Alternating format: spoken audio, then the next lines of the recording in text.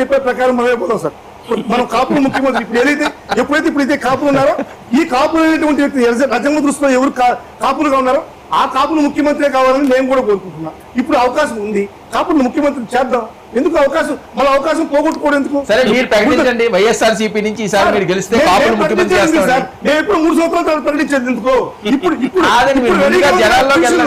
Ready position లో ఉంది కదా, రెడీ టు ఆక్యుపై ఉంది కదా సీటు. ఎన్నో చంద్రబాబు గారు వెళ్తున్నారు. చంద్రబాబు గారు ఉన్నప్పుడు కూడా నేను అడగట్లేదు. చంద్రబాబు గారు ముఖ్యమంత్రిగా ఉన్నంతసేపు నేను అడగట్లేదు, డిమాండ్ చేయట్లే. కాపుల కోసం నేను డిమాండ్ చేయట్లే. ఎందుకంటే చంద్రబాబు నాయుడు గారు ముఖ్యమంత్రిగా ఉండాలి.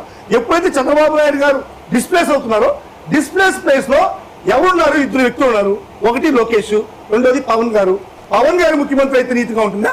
లోకేష్ గారు ముఖ్యమంత్రి ఉంటే చూసుకుంటారు. గురించి మాట్లాడుతూ ఫ్యాక్షన్ లో మేము ఫ్యాక్షన్ లో కులాలు విభజించేటువంటి ఫ్యాక్షన్ చేస్తూ ఉంటున్నారు సార్. ఫ్యాక్షన్ ప్రోత్సహించేది ఎవరు అనేటువంటిది మేమా తెలుగుదేశం పార్టీ అనేది ఒకసారి చెప్పాలి సార్. డైరెక్ట్ గా లోకేషే గెలవకు ముందు ఒక మాట చెప్పారు, గెలిచిన తర్వాత ఇంకో మాట చెప్పారు సార్. గెలవకు ముందు నా దగ్గర 16 కేసులు ఉన్నాయి నా మీద. ఎవరికైతే 16 కేసుల కన్నా ఎక్కువ ఉంటాయో వాళ్ళు నా దగ్గరకు వస్తే వాళ్ళని నేను నాయకుడిగా గుర్తిస్తాను అన్నమాట మన లోకేష్ గారు చెప్పారు.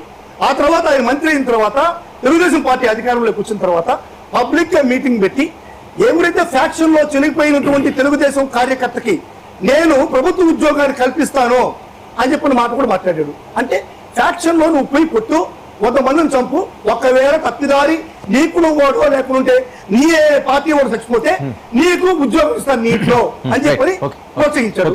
ఒక నిమిషం సార్, ప్రోత్సహించాడు. ఇది